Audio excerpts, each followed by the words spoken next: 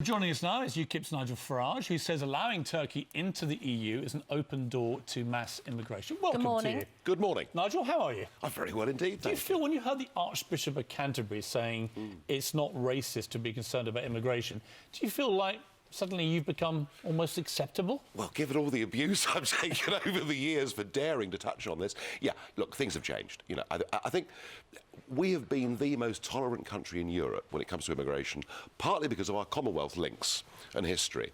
But when you think sort of 1950 to 2000, about 30,000 people a year net came to Britain. It's now well over 1/3 a year. And that's what the debate's about. It's about, can we control the numbers that come? And my big worry with Turkey is there's a summit on Thursday. Mr. Cameron will be there.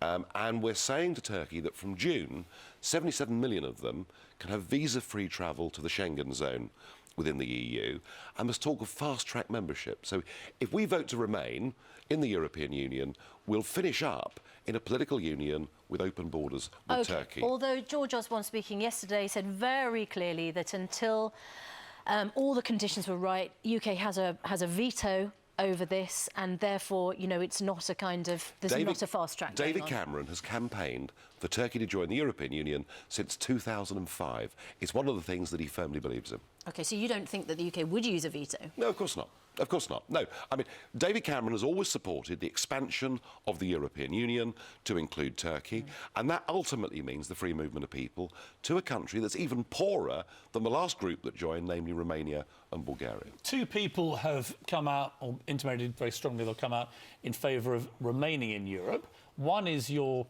television doppelganger. Many people think you're the political version of him, Jeremy Clarkson. Well, were you surprised, appalled at him endorsing Europe? No, he's written in his column in one of the Red Tops for years that he supports the European Union, so no surprise there. But a useful voice to have on the Remain side. Well, there are useful voices on both sides. There are also voices on both sides that perhaps don't help, namely Mr. Blair, who overnight has said that if you're unemployed, you know, don't blame excess open-door immigration, but go and get a better education. So he's not helping their side. What about President Obama, who is apparently going to come over here later this year, before the referendum, and pretty much say we should stay in Europe?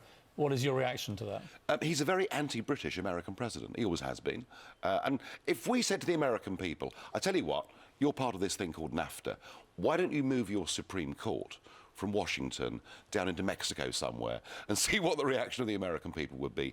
They'd be horrified. So, I don't think what Obama says will make any difference to public opinion at all.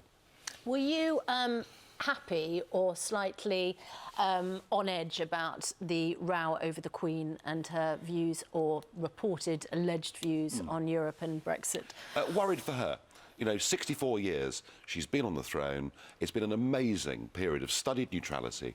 We've never been allowed to know her opinion, and whoever leaked that did not do her a service. Is the finger of suspicion looming large on Michael Gove? Well, he's a member of the Privy Council, and if he has done this, he could finish up over the river in the Tower, so let's hope it's not him. No, but there is a serious point. If he did leak this, and we know he was at Rupert Murdoch's wedding, owner of The Sun and so on, you know, you can do the maths here, and it doesn't look very good for him. Well, we don't know. We don't know, but if it was him, should he lose his job? Well, if any member of the Privy Council broke that matter of trust, personal trust, with the Queen, they would lose their position on the Privy Council. Of that, there's no question. You're sitting here sort of saying what everybody should have done, but as the person, you know, one of the people who's leading voice in the exit campaign, were you actually sort of secretly pleased that potentially having the Queen on your side was a good thing? Whether Obama's against us or the Queen is for us, ultimately this is about the people watching this programme. They've got to vote on June the 23rd, and what matters are the arguments. What matters to me, I believe we should govern our own country, make our own laws, be friendly with Europe and trade with Europe, but control our own borders and be our own country. And I want to win, not because the Queen does or does not support that point of view or Obama's against it. It's up to ordinary folk sitting at home this morning to make their minds up. And they get that decision in June. One little segue question. We had this guy on earlier who sits on a family bench.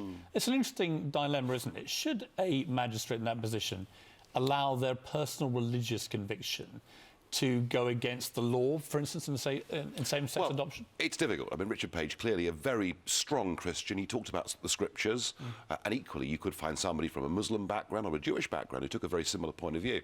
The law has changed. The law has changed. And so I think that to sit on a family bench, the only way that you could do that, given the way the law's written, is to be exempted from hearing certain cases. Has he got a case, do you think, in terms of suing over unfair dismissal? Well, it's always bad to prejudge cases, but given the law the way that it is, I think he's in quite a tricky spot. Yeah. Nigel Farage, nice to see you. Thank you. Thank you for coming on the sofa so early and so bright and breezy. We do our best.